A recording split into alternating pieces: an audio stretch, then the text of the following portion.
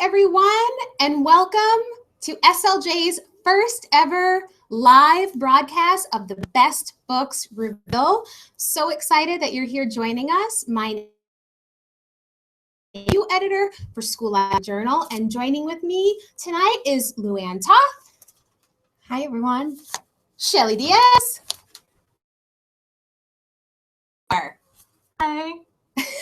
And slightly off camera is our awesome editorial assistant, Brianna Moore, who is you who are super social media savvy and would like to also multitask. What you can now do is open up another browser, and if you want to tweet live to us while we're revealing our titles and comment, send us any questions, you can do so by using the hashtag SL15.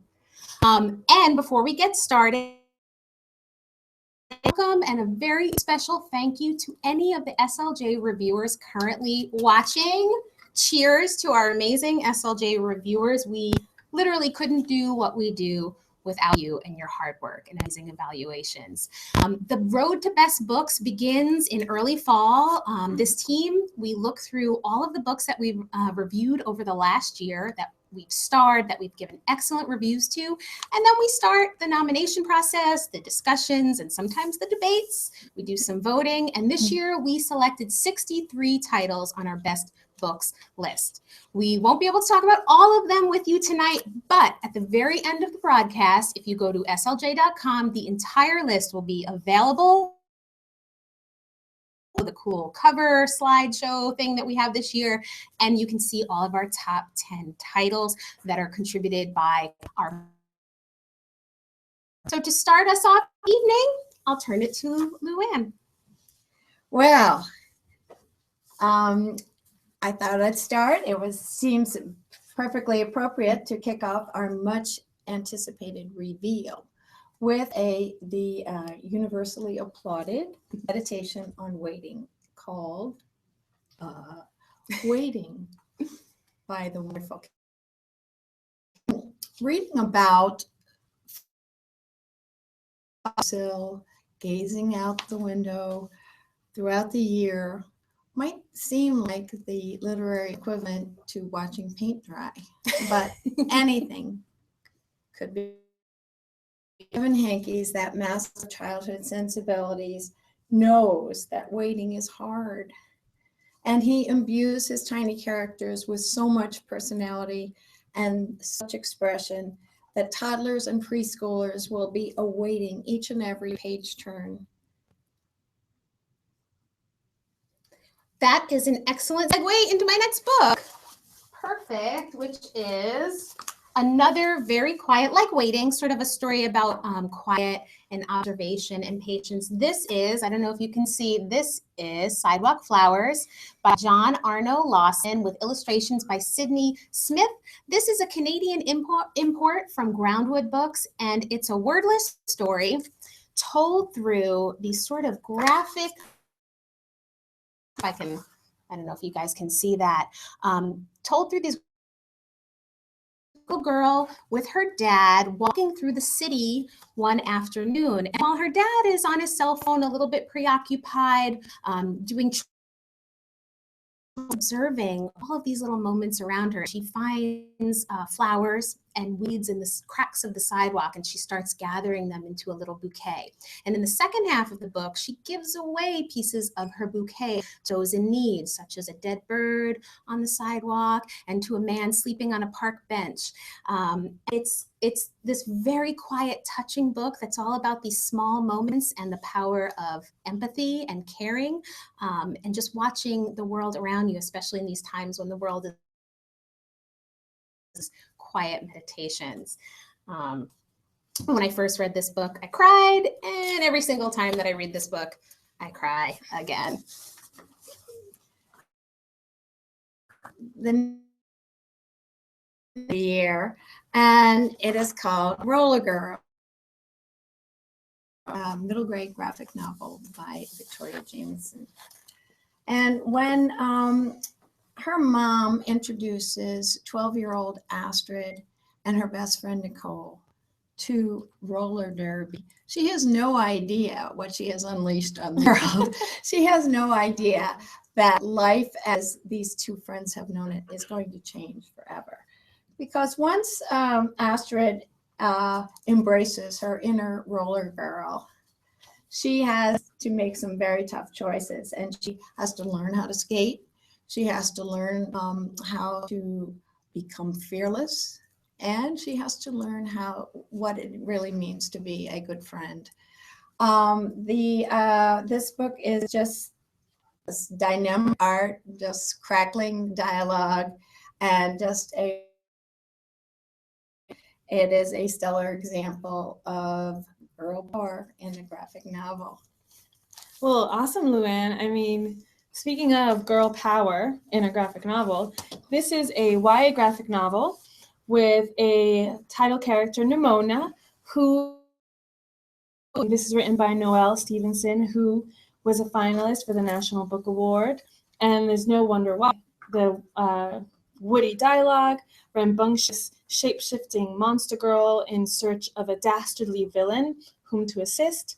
And she finds this in Lord Alistair Blackheart, who is brilliant, a scientist, and has a nemesis, of course, Sir Ambrosius Goldenloin. So these two make nefarious plans, which of course go awry, and as nefarious plans tend to do. And but meanwhile, to rescuing. The dialogue is witty, the art is gorgeous, imbued with vibrant colors, and it's kind of a story that celebrates and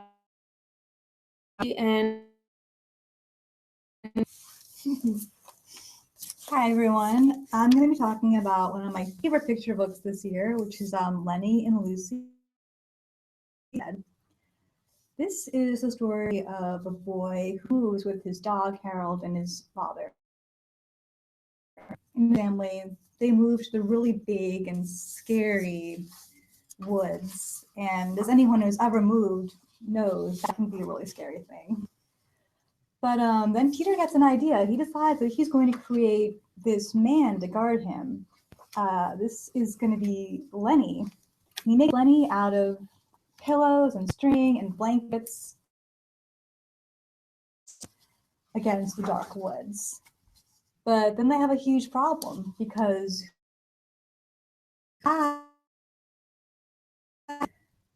so once again, the Stead an intuitive understanding of child psychology in this evocative, sometimes haunting, and absolutely stunning testament to the power of friendship to conquer the darkness.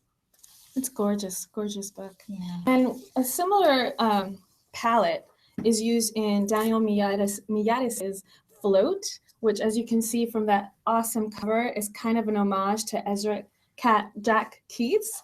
And it's about a sweet little boy decked out in a yellow raincoat on a stormy day who finds a wayward filled with gorgeous shades of grays and whites, but then also spots of color as well. And but it's also a simply deceptive. It explores loss. It explores finding home again and the power of imagination. So I can't wait to see what he does next.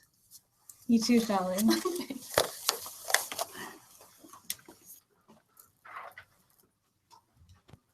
So, as you guys can probably tell from the ears, I'm a really huge fan of Goodbye Stranger by Rebecca Stead.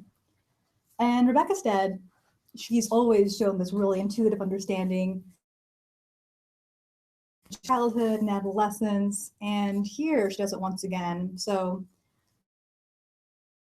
because things are changing between her and her friends. Her friend Emily is going really, really boy crazy, and her other friend Tab is a newfound feminist, and Bridge is just kind of caught in the middle. She's not a kid anymore, but she's not quite sure where she's going. There's another plot thread with Nimola's high school student, and she's ditching school for the day on Valentine's Day because she's done something that she really regrets, and she just can't face school that day. And there's another thread with Sherm, who's been writing letters to his grandfather, who's been gone, and we don't yet know why. So Stead actually manages to weave all these narratives together in one really powerful, poignant tale of friendship, growing up, and she includes some really great, thought-provoking but age-appropriate themes like identity, gender, and regret. I love her and I love this book. I'm so glad you picked it today. So my book is all that spectrum, and it is The Nest by Kenneth Oppel. So The Nest is, I would say, not just one of the best books of 2015. To be honest, I think it's one of the best books possibly of this new century that we're in. This is the story of a kid named Steve who suffers with tremendous anxiety and worries all the time about lots of things.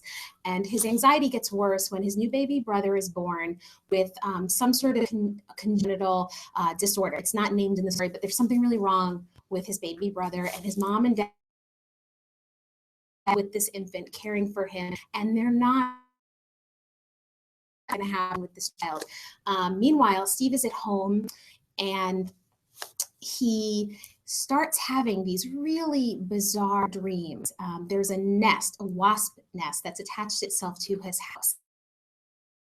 Inside this nest, and the queen wasp comes to him and makes him a really offer.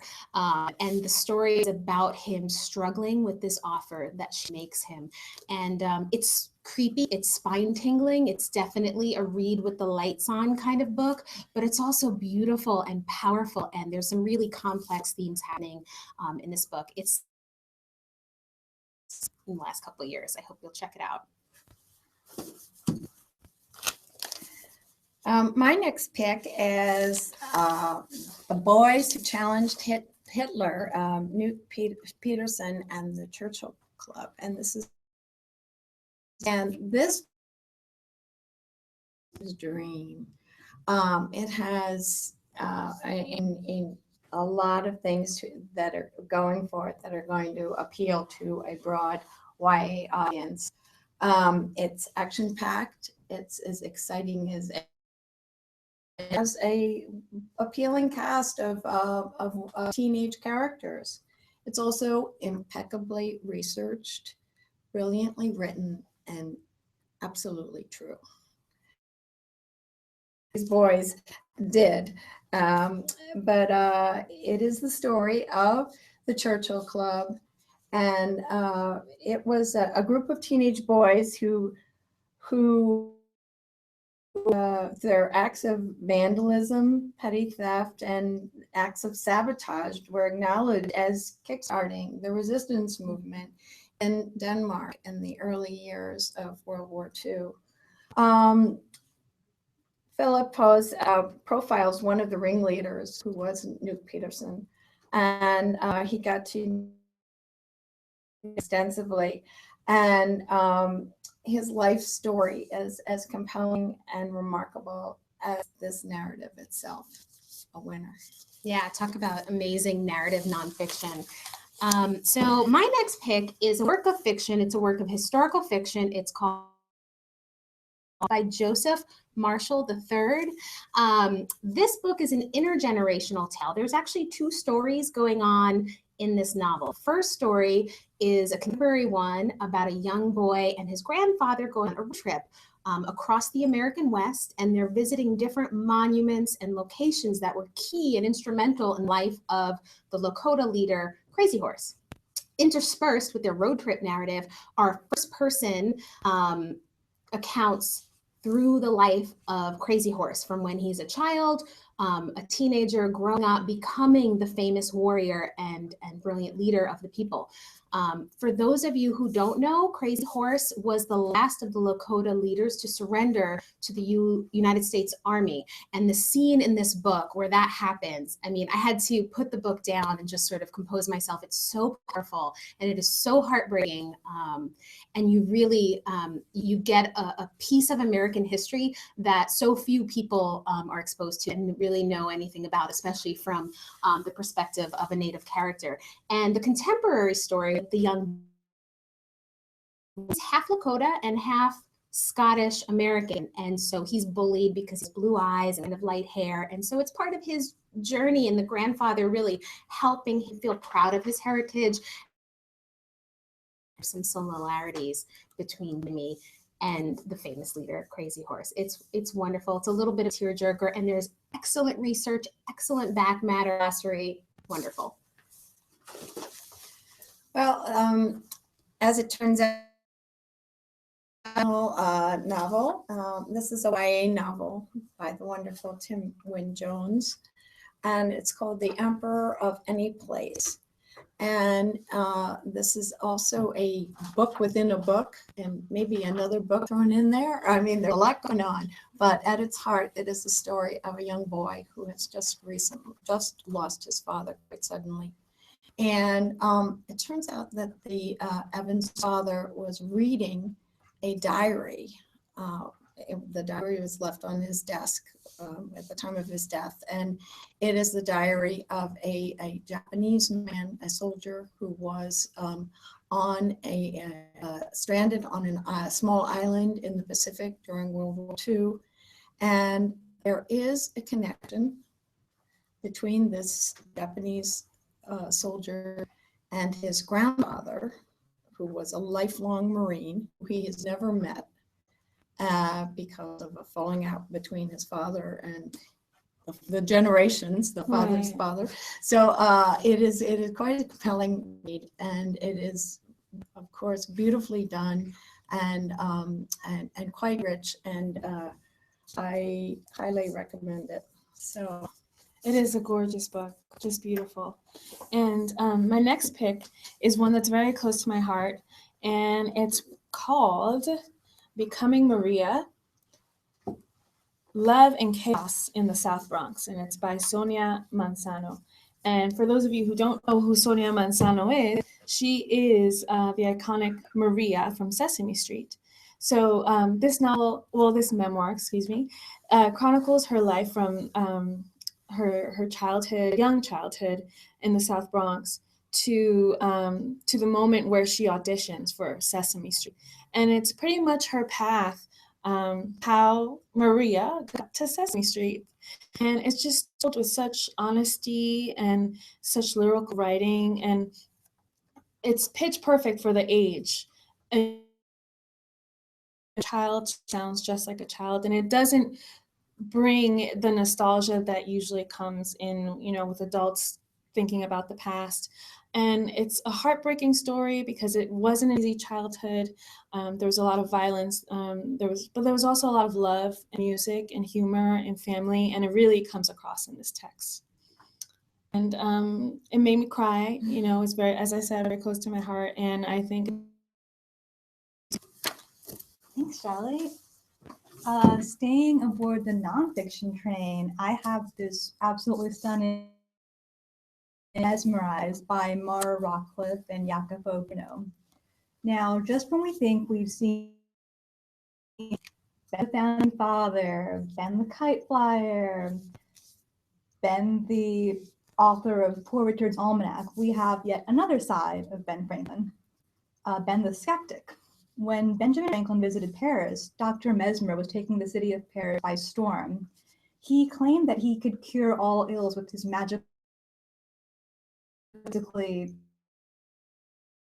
and he claimed that this was just magic. And he used the scientific method to debunk Dr. Mezmur's claims. Known moment of history, and it's an intriguing and new look at Ben and a testament to the scientific method. And the illustrations are just absolutely gorgeous. Jacopo Bruno is just so inspired and really has been a totally new light. So check this one out. The text is compelling, mesmerizing. Very nice. And just as mesmerizing and compelling is The Rhythm Ride, a road trip through the Motown Sound by Andrea Davis Pinkney. And it's narrated by, which is done so well in this nonfiction, book, and it's so well researched, this title. It's beautifully designed. It's not a boring nonfiction novel, nonfiction work. And Motown from its inception, and from a humble beginning in Detroit, and how it became the powerhouse that we know today, where Michael Jackson got his start, and Diana Ross, of course. And there's just so much information, and the groove gives it kind of an interesting twist to the whole nonfiction format or genre. And it's really, really cool. And once you start reading it, you just want to stuck on YouTube looking up all the songs. So great for middle graders and adults alike, because I really loved it. Yeah, great pick, Shelley. And speaking of boys, my next pick is Dime by E.R. Franks.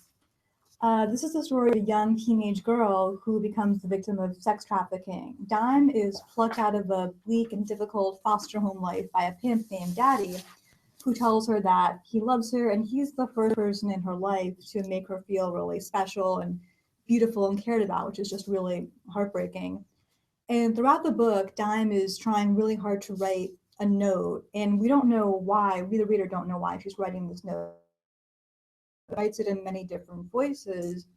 She tries to write it in the voice of money, in the voice of sex, and she keeps, kind of coming up short. And we don't know why exactly she has to do this, but slowly we begin to learn more about her and more about her life. And along the way, we get a glimpse into a world that's really raw and gritty and frightening, but just very real and very gripping, hard to read tale, but it's even harder to put the book down. And readers won't want to stop turning pages until they see Dime's story through to the utterly shattering ability to find strength when you least expect it, and how to just keep hope alive despite the darkness. Yeah, that book really did me in when I was reading it. It was a tough read to get through, Yeah. but it's not without hope. There is a lot of hope at the end of it, and it is uplifting. Read. It's an important story, and it's a story that actually do live that. Next, I have another YA dark. This one is The Walls Around Us by Noah Ren Suma. And this one, in similar Dime, it is that dark kind of tough story. This one is about the relationships between and among young women and girls, and it's about perceptions, the roles that we play and the roles that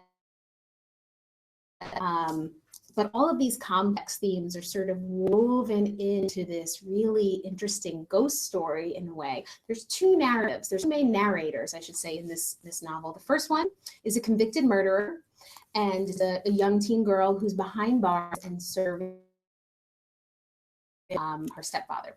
The second narrator is a ballerina. She's a Juilliard-bound high schooler with some dark secrets. I see, for those of you who are on Twitter right now using SLJ Best 2015, we see at KNYC saying, "I'm loving the diversity on the list. Thank you." Andrew, as always, who says, "I'm loving this, best books, live cast, and how thrilling to hear Shelley announce and discuss Nimona." We totally agree. Well, for a little shift in mood here, nonetheless very serious. My next book is called Drowned City, Hurricane Katrina and New Orleans by the wonderful Don Brown. Don Brown, this is in honor of the 10th anniversary of the disaster. He relates the events of Hurricane Katrina and the devastation to the Gulf Coast, and of course the overwhelmed levees that left 80% of New Orleans under up to 20 feet of water. Nasty, fetid water at that. And he tells it in such a compelling way, but throughout with actual quotes and sourced materials that are documented just so perfectly. And he shows the acts of heroism and cowardice. He shows the acts of kindness and cruelty. He shows the violence and the resilience that he's all around. And this book is just exquisitely illustrated in his powerfully sequenced watercolors that are by turns chilling and uplifting. This is an important and potent piece of historical chronicle and done in a graphic novel format. Another graphic novel on the list, but this one, I guess, for slightly younger audience, much more uplifting, though I love Drowned City. This is Lost in NYC, a subway adventure by Nadia Spiegelman and Sergio Garcia Sanchez. So this graphic novel, and it's about, I don't know if you guys can see, it's about a class trip. Two classmates, a boy and a girl, find themselves accidentally separated from their teacher and their classmates, and they get on the wrong subway.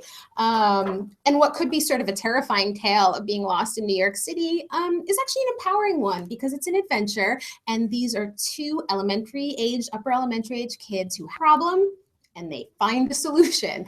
As a native lifelong New Yorker, I can tell you that yes, it happens even to native New Yorkers, and it can be somewhat terrifying, but generally if you're on the subway, you can sort of figure it out. What I love about this book though is how the author and illustrator convey information.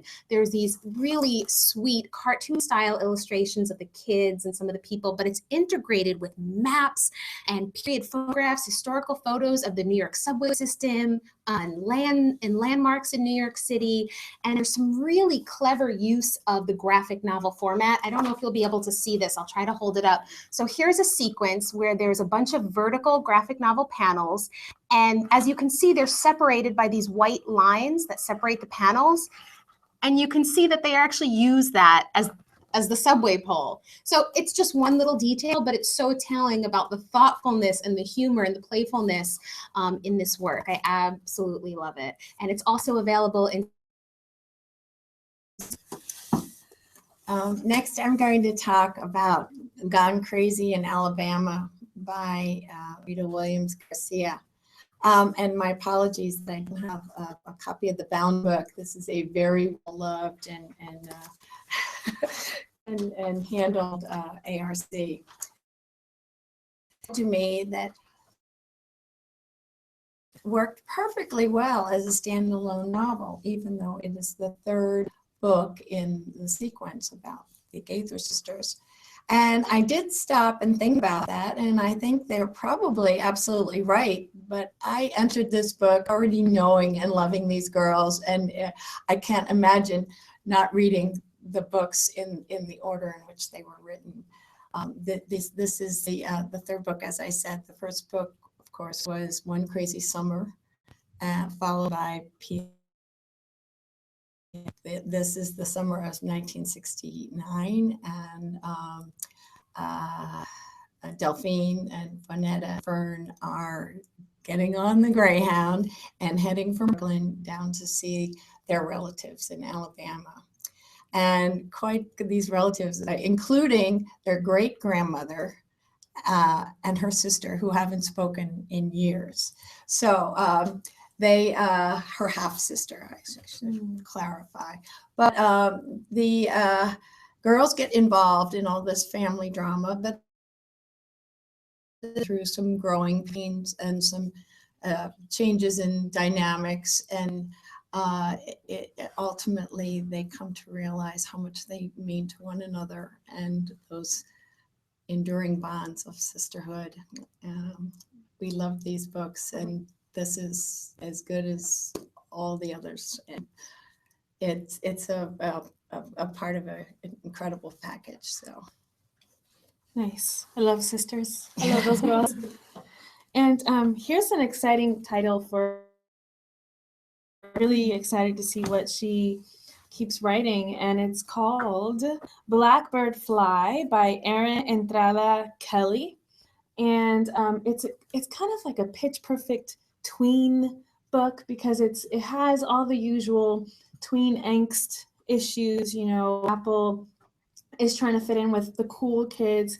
It's a terrible list that goes out with all the ugly girls, and she happens to be on that list, and she's heartbroken, of course, and she starts to do something with her Filipino background and why, and maybe that's why she's never been able to completely fit in with her friends. So it's really about a girl who's struggling because for her family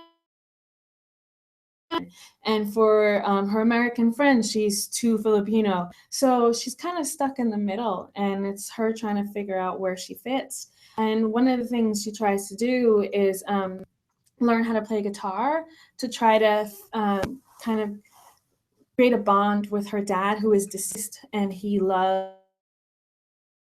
Right. And as she does friendships and has a little bit more courage and to be able to stand up for herself and for her new friends.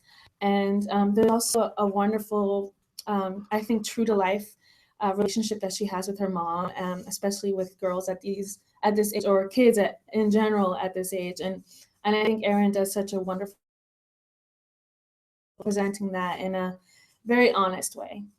Yeah, it was one of my favorite books this year too. I knew you loved it because of the Beatles Yeah. and much more. Of course, that's right. My next pick is by Steve Schenken, Most Dangerous, Daniel Ellsberg, and the Secret History of the Vietnam War. So we all know that Steve Schenken does gripping, explosive nonfiction really well. This book is no exception. This time, Schenken is telling the story of Daniel Ellsberg, the Washington insider who leaked the Pentagon Papers to the press, revealing some really hard truths about the Vietnam War and our involvement, and just really utterly disillusioning the American public. So Schenken makes history really relatable. He takes, history out of textbooks and makes it seem just so real and makes you feel like you're absolutely there. He lets readers gives them insiders look at the Vietnam War and the decisions made by folks like LBJ and Nixon and McNamara. And even though it's really well, it absolutely feels like a novel. Like kids, even who are reluctant, will be like turning the pages, wanting to know what happened and why and just everything. And it's also super timely. Readers are gonna leave this book debating some hard issues like the ethics of whistleblowing and when is it okay for the press to leak information. So this is definitely one to have on every. For sure. Definitely good. And it's a gorgeous book. It's a collection of short comics and vignettes from First Nations as well. And it's different comics based, many of them based on Native folklore and traditions, and different art styles from a variety of artists. And some of them are futuristic stories, some of them are superhero narratives, but they all Native people, Native peoples and First Nations. And we have powerhouses like Richard Van Camp, who's well known, but also upcoming artists as well. And I think it's a just gorgeous book. And like you said, perfect for reluctant readers, especially kids who are getting into comics and but maybe are not ready for a full-size comic. So for sure, something to look at. A great pick, Shelley. Thanks. And my next pick is called Lost in the Sun by Lisa Graff. It's a really poignant and just wonderfully told new grade novel about a boy called Trent. And he's not a bad kid, but everyone seems to think he is because a while back when he was playing hockey, he accidentally hit a kid with a puck. And that boy, it turns out, had an undiagnosed heart defect and he actually was killed. And obviously Trent didn't mean for that to happen, but he's been labeled a troublemaker just because of that one incident. By teachers, by other kids, and to some extent even his own family. He has a really rocky relationship with his father. His father is divorced and has a new wife, and they really just don't get friends. They don't get what a special kid that he really is, and loves sports. He really loved baseball, but his status as an outsider makes it really hard for him to participate. The other kids just really are not having him around. And he's really an angry kid, understandably so, but he just has a lot of rage in him. And things do start to pick up for him when he meets Fallon, who is this girl with a scar over her face, and they click and things start to pick up for him a little bit. And Lisa Graff just has a great uncanny knack for crafting characters who are relatable and realistically, sometimes frustratingly so. Like his father, a heartbreaking character because he just did not get this kid, but his mother is just beautiful. There's a whole host of really wonderful characters here, and readers will absolutely root for this for Trent all the way, hoping that this baseball-loving kid will finally hit a home run. Yeah, I love this book too, and I love that he's. If you didn't have this entry into his point of view, he's one of these kids that you think is a quote bad kid, troubled kid. He acts out. He's so defiant in so many ways, but I love that. We were talking today in the office about the link between empathy and fiction, and how there are these studies about kids who read about different people and it's so important, and I love that about this book. Anyway, next on the list is one of my picks, which is a YA urban fantasy called Shadow Shaper. I hope you could see that gorgeous cover because it is stunning. It is by Danielle Jose Olds. Set in my borough of Brooklyn. It's about Sierra Santiago, who lives in the neighborhood of Bed-Stuy, and she is a very talented mural artist.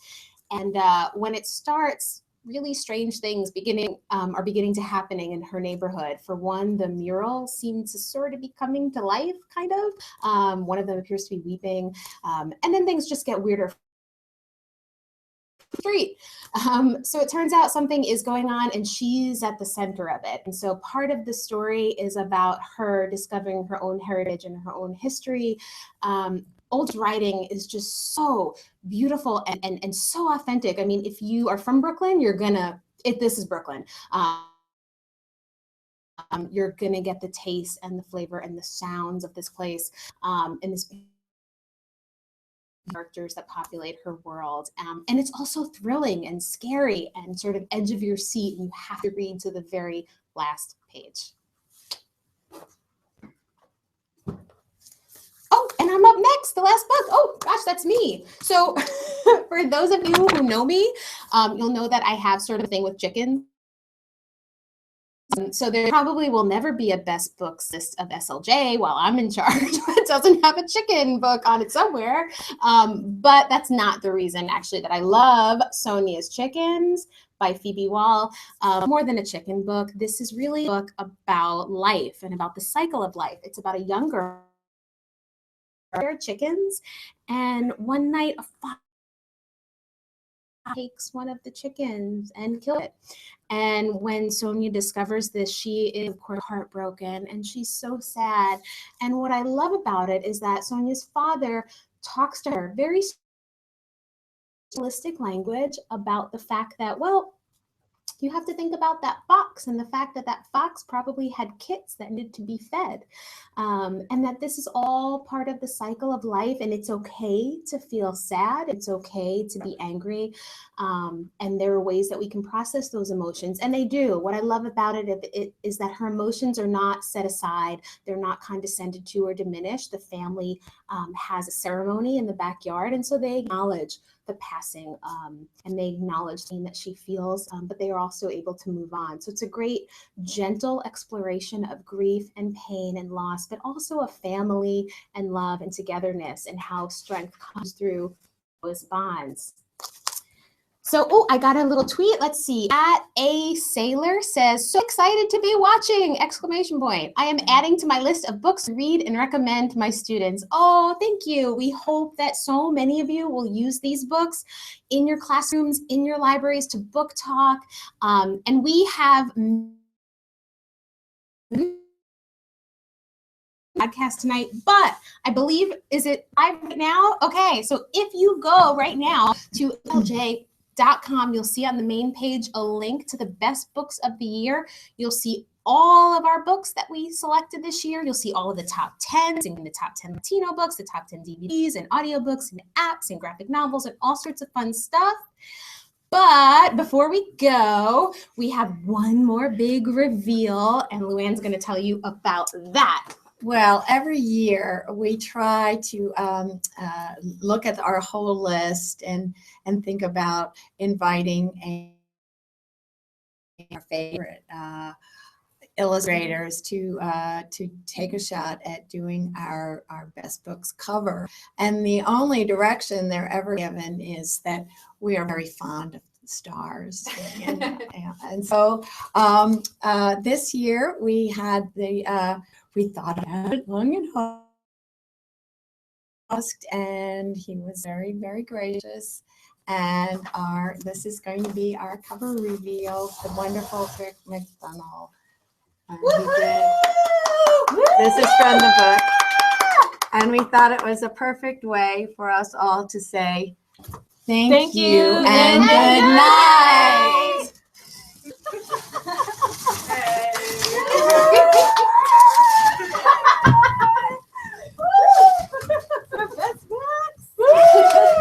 Thanks, everyone. Happy best books. Okay, that was not falling.